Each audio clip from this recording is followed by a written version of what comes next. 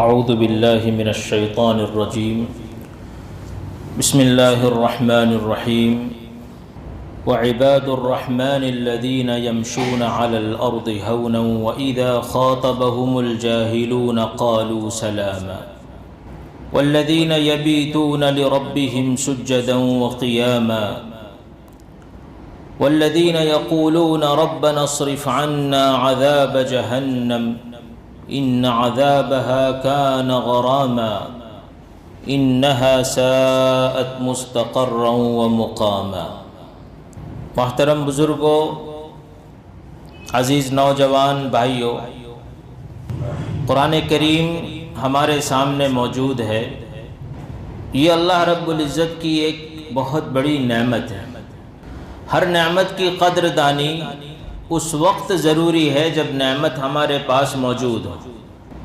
اگر اس وقت ہمیں نعمت کی قدر نہیں ہے اور وہ نعمت ہمارے پاس ہے تو نعمت کے ہوتے ہوئے بھی ہم اس سے صحیح طور پر استفادہ نہیں کر سکتے ہیں۔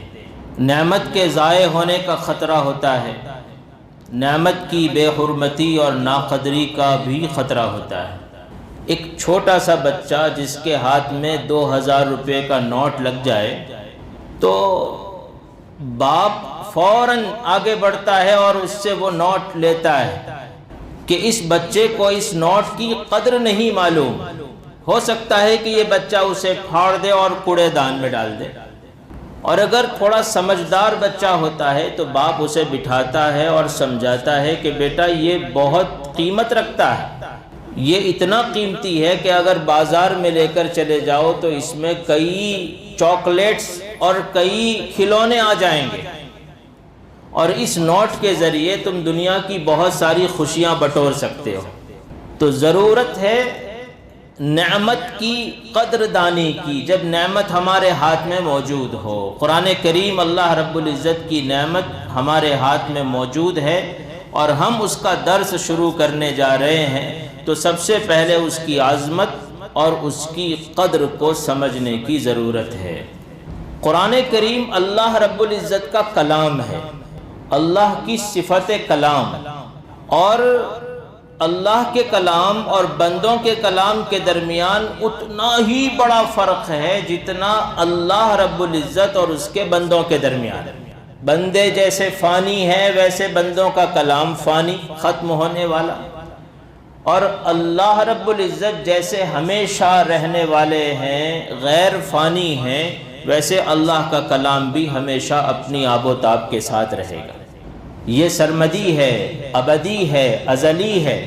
علامہ اقبال رحمۃ اللہ علیہ نے اسی کو فرمایا تھا کہ مکاں فانی مکیں آنی، ازل تیرا ابد تیرا، خدا کا آخری پیغام ہے تو جاویداں تو ہے۔ قرآن کریم کو اللہ رب العزت نے انسانوں کی ہدایت کے لیے نازل فرمایا۔ اس کا رمضان مبارک کے ساتھ بہت گہرا ربط ہے۔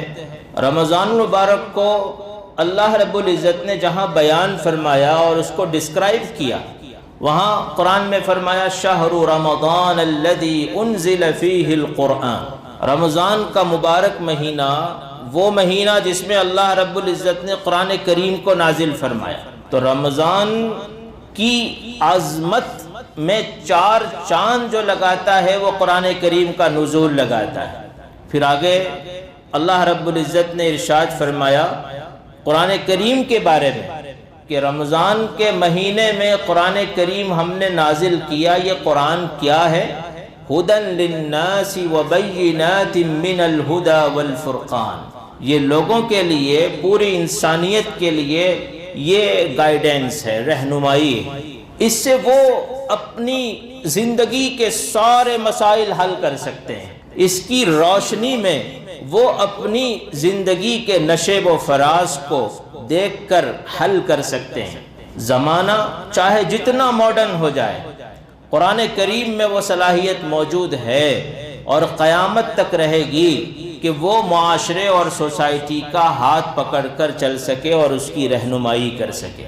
اللہ کے رسول صلی اللہ علیہ وسلم نے ارشاد فرمایا کہ قرآن کریم ایک رسی ہے جس کا ایک سرا بندے کے ہاتھ میں ہے اور دوسرا سرا اللہ رب العزت کے ہاتھ میں ہے۔ جب بندہ قرآن کریم کو تھام لیتا ہے تو کبھی گمراہ نہیں ہوتا ہے، وہ سیدھا اللہ رب العزت کے یہاں منزل مقصود تک پہنچتا ہے، اللہ کی خوشنودی حاصل کرتا ہے اور جس کا مظہر جنت میں داخلہ ہے۔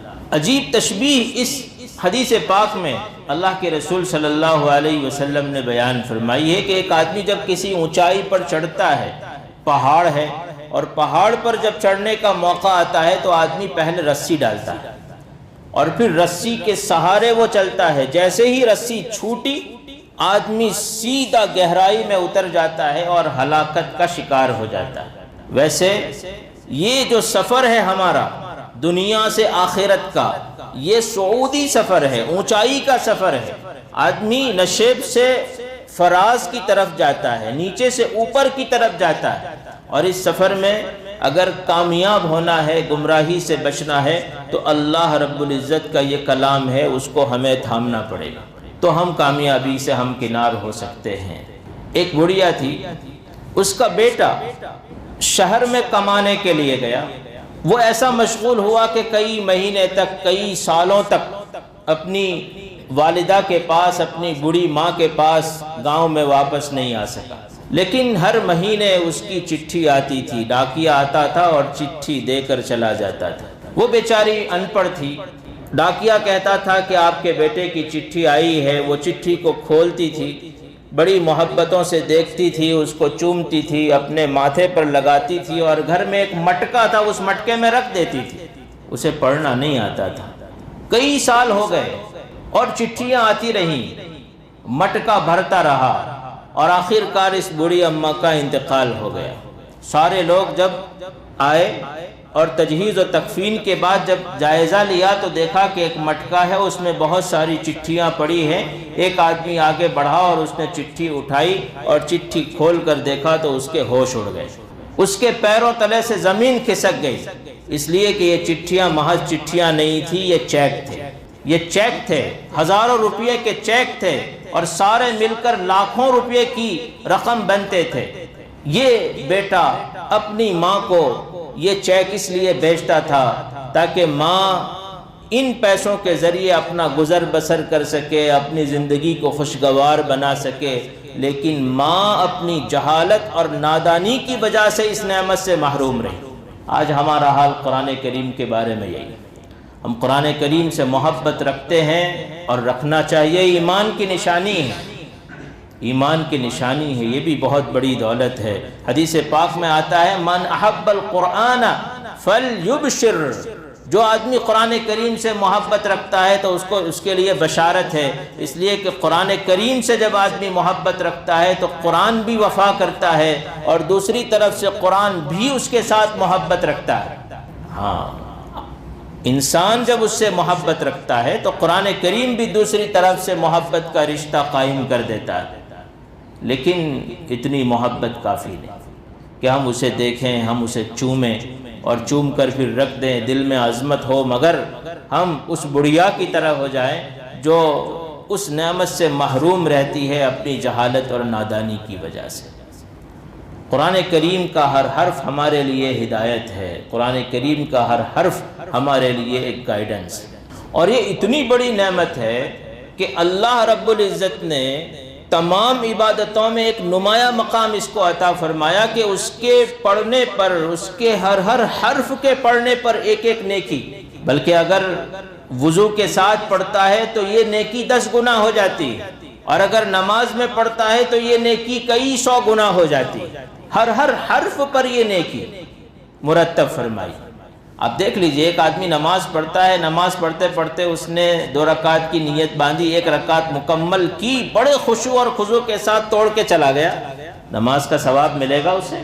آپ سب اگرچہ مفتی نہیں ہے لیکن کہیں گے کہ ایسے آدمی کو نماز کا ثواب نہیں ملے گا، لیکن ایک آدمی قرآن کی تلاوت شروع کرتا ہے اور اس نے آدھی تلاوت کی، آدھی آیت کریمہ کی تلاوت کی اور اس نے تلاوت بند کی، ترمیہم بحجارہ، اتنا ہی پڑھا، لیکن فقہائے کرام فرماتے ہیں کہ اسے ہر حرف پر اس کی حالت کے مطابق نیکیاں ملے گی۔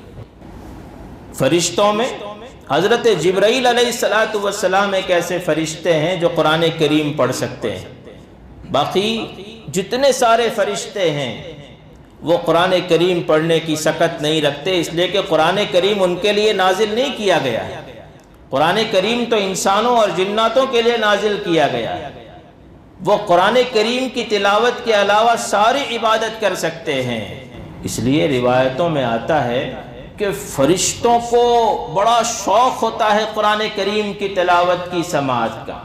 جب کوئی بندہ خشوع اور خضوع کے ساتھ اپنے رب سے جڑ کر کنیکٹ ہو کر اچھے انداز سے قرآن کریم کی تلاوت کرتا ہے تو فرشتوں کا ہجوم لگ جاتا ہے۔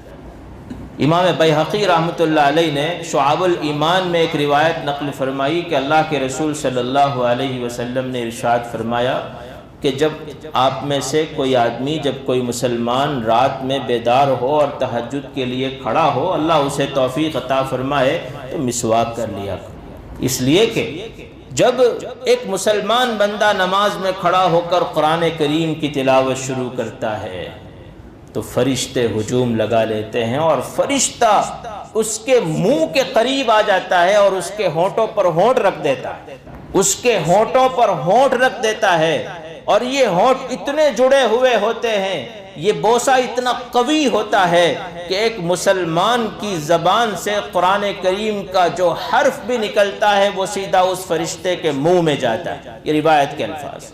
تو مسواک کر لیا کرو، اس لیے کہ اگر منہ سے بدبو آ رہی ہوگی تو اس معصوم مخلوق کو تکلیف ہوگی جو قرآن کریم کی شدت محبت میں تمہارے قریب آیا ہے۔ تو قرآن کریم ایک ایسی نعمت ہے کہ جب اسے پڑھا جاتا ہے اچھے انداز کے ساتھ تو فرشتے سننے کے لیے بےتاب ہو جاتے ہیں۔ اور فرشتوں کی بات چھوڑیے، حدیث پاک میں آتا ہے اللہ کے رسول صلی اللہ علیہ وسلم نے ارشاد فرمایا کہ ایک بندہ جب اچھی آواز کے ساتھ، اچھے لہجے کے ساتھ، خوبصورت انداز میں قرآن کریم کی تلاوت کرتا ہے تو خود اللہ تبارک و تعالیٰ اتنے غور سے قرآن کریم کو سنتا ہے جتنے غور سے جب تمہارے یہاں کوئی گانے والا سنگر گانا گاتا ہے اور اس کے گانے کو تمہارے یہاں سنا جاتا ہے، اس سے کہیں زیادہ توجہ کے ساتھ اللہ رب العزت اس بندے کی تلاوت کو سماعت فرماتے ہیں۔ اس لیے کہا جاتا ہے نا کہ اگر آپ اللہ سے بات کرنا چاہتے ہیں تو قرآن کریم لے کر بیٹھ جاؤ، تلاوت کرو، تو تم بات کر رہے ہو، اللہ سن رہا ہے۔ اور اگر چاہتے ہو کہ اللہ آپ کے ساتھ بات کرے تو نماز کی نیت مان لو، تو اس میں آپ بھی بات کر رہے ہیں اور اللہ تبارک و تعالیٰ بھی آپ کی ہر بات کا جواب دے رہا ہے۔ اللہ رب العزت کی بہت بڑی نعمت ہے، اس کی تلاوت کرنا، اس کو سننا، یہ بھی بہت بڑا مقام رکھتا ہے۔ اور بیسک چیز یہ ہے، بنیادی بات کہ قرآن کریم تو ہدایت اور گائیڈنس کے لیے ہے، لیکن چونکہ یہ اللہ کا کلام ہے اس لیے اس میں اللہ نے مختلف تاثیرات اور مختلف صفات رکھی ہیں۔ یہ شفا ہے، وَنُنَزِّلُ مِنَ الْقُرْآنِ مَا هُوَ شِفَاءٌ۔ قرآن کریم میں ہم آیات نازل فرماتے ہیں جو شفا ہوتی، جسمانی بیماریوں کے لیے بھی شفا اور ہماری روحانی بیماریوں کے لیے بھی یہ شفا ہوتی۔ اللہ تعالیٰ اس آب حیات کی برکت سے ہمارے جسم کی بیماریوں کو بھی دور فرماتے ہیں، اور ہماری روح کے ساتھ جو آلودگیاں لگی ہیں، گندگیاں لگی ہیں، اللہ تعالیٰ ان گندگیوں اور آلودگیوں کو بھی صاف فرماتے ہیں۔ لیکن شرط یہ ہے کہ ہم قرآن کریم کو اپنی زندگی میں اتاریں، اس سے دور نہ رہیں، اس سے قریب آئیں، اس سے جڑ جائیں، اس سے کنیکٹ ہو جائیں اور قرآن کریم کے ساتھ اپنے رشتے کو مضبوط کریں۔ اس لیے کہ قرآن کریم چاہے اپنی جگہ پر جتنا عظیم ہو، جب تک ہم نہیں جڑیں گے ہمیں اس سے کوئی فائدہ نہیں ہو۔ ایک بچہ ایک کارتوس سے کھیل رہا تھا، بندوق جو ہوتی ہے اس میں کارتوس ہوتا ہے، تو گولی سے، کارتوس سے، وہ بلیٹ سے وہ بچہ کھیل رہا تھا۔ کسی نے کہا کہ بیٹا یہ بہت خطرناک چیز ہے، جب چلتی ہے تو ایک اچھے خاصے انسان کا سینہ چاک کر کے چلی جاتی ہے، جان لے لیتی ہے، سر پھوڑ دیتی ہے، بہت خطرناک چیز ہوتی ہے، اس سے بلاسٹ ہوتا ہے۔ بچے کی سمجھ میں بات نہیں آئی، بچے نے کہا پھینک کر دیکھا، کچھ نہیں ہوا۔ بچے نے اپنے یوں ہاتھ رکھا اور ادھر مار کے دیکھا، کچھ نہیں ہوا۔ اس بڑے آدمی نے اس بچے سے کہا کہ بیٹا اس کا طریقہ ہے، یہ اس وقت فائدہ کرے گا جب اس کو بندوق میں رکھا جائے، اس بلیٹ کو جب بندوق میں رکھا جائے گا اور جب چلایا جائے گا، یہ صحیح طریقہ ہے، تب اس میں وہ طاقت پیدا ہوتی ہے، وہ پاور پیدا ہوتا ہے کہ وہ سامنے والے کی جان بھی لے سکتا ہے، ہلاکت کا سامان بن سکتا ہے، بہت خطرناک دھماکہ کر سکتا ہے۔ قرآن کریم اپنی جگہ پر بہت مقدس، بہت مبارک، بہت عظمتوں والا، لیکن جب تک اسے ہم اپنی زندگی میں نہیں اتاریں گے یہ قرآن اپنی تاثیر نہیں دکھائے گا۔ آج ہم عہد کریں کہ ہم قرآن کریم کے ساتھ محبت قائم کریں گے، عظمت کے ساتھ قرآن کریم کی تلاوت کریں گے اور قرآن کریم کی ہر بات کو اپنی زندگی میں اتارنے کی کوشش کریں گے۔ اللہ تعالی ہمیں عمل کی توفیق عطا فرمائے، ہمارے روزوں کو قبول فرمائے، ہماری عبادتوں کو قبول فرمائے اور اپنی خوشنودی اور رضا والے اعمال کرنے کی توفیق عطا فرمائے۔ وآخر دعوانا ان الحمد للہ رب العالمین وصلی اللہ علی النبی الکریم برحمتک یا ارحم الراحمین۔